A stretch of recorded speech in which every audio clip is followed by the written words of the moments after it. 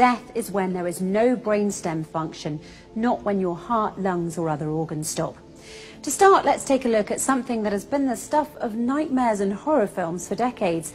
It's the story of some poor soul who, for whatever reason, has been declared dead and buried 6 feet under, but they're still alive. Now, if you think this story can only happen in a horror movie, you'd be dead wrong, pun intended.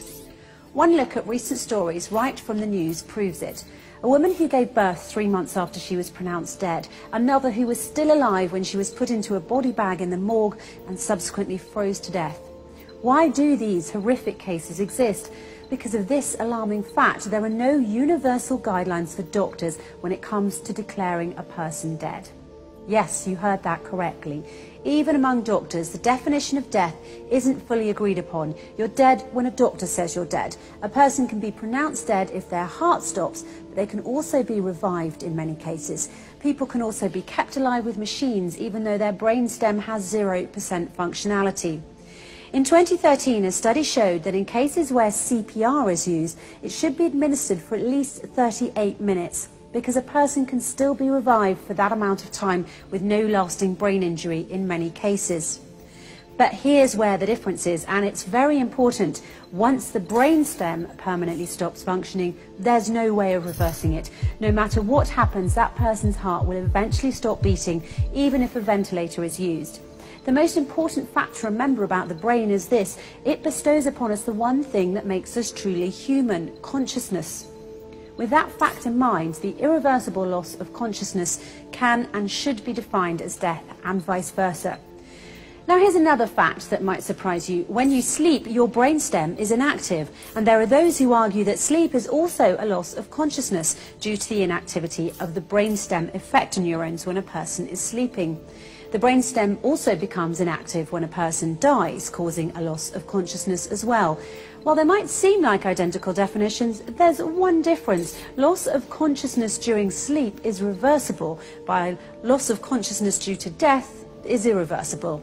And it's for this very specific reason that doctors, when declaring a patient dead, should limit their declaration to the state of the brainstem and nothing else. In effect, as the Holy Quran pointed out 1400 years ago, sleep is like death and death like sleep. Verse 1, it is He, Allah, who takes your souls by night when you are asleep and has knowledge of all that you have done by day. Then He wakes you up again, that a term appointed, your life period, be fulfilled. Then in the end unto Him will be your return. Then He will inform you what you used to do. Verse 2, Allah, God, takes the souls at the time of their death and that which has not died in its sleep. He withholds that against which He has decreed death, but loses the other till a stated term. Surely in that are signs for a people who think deeply. Think about that for a moment. 1400 years ago, the Holy Quran already had a specific, unquestionable definition for death, namely when the brainstem no longer functions. It has nothing to do with heart function, whether the person can breathe, or any other bodily functions or organs. What this means is that around the world, millions of people have been declared dead when in fact they were not. That is why, in the interests of human rights, Muslims believe that doctors should only consider a patient dead if their brainstem has completely stopped working. Until that point, any and all measures should be taken to keep them alive and not pronounce them dead simply because their heart, breathing or other functions have stopped. The first and foremost Quranic verses say that all humans have the basic right to live and that human life should be respected. Yes, when we sleep, the brainstem effector neurons stop functioning for a short time, but then we wake up. One thing to keep in mind that is very important to this issue is that it was discovered by Macaulay and Stinson in Scolopedia in 2008 that when we sleep, the effector neurons in our brainstem become hyperpolarized and have nearly no action potentials. It's for this reason that before sleeping every night, you should pray that your brainstem neurons are depolarized so that you may once again wake up and enjoy another day. Why not make sure that everyone around the world has the chance to wake up by following the Holy Quran and only declaring someone dead if their brainstem has permanently stopped, nothing else? By the way, until the 1950s, death was considered to be the point when any one of the vital functions, heartbeat or respiration, ceased.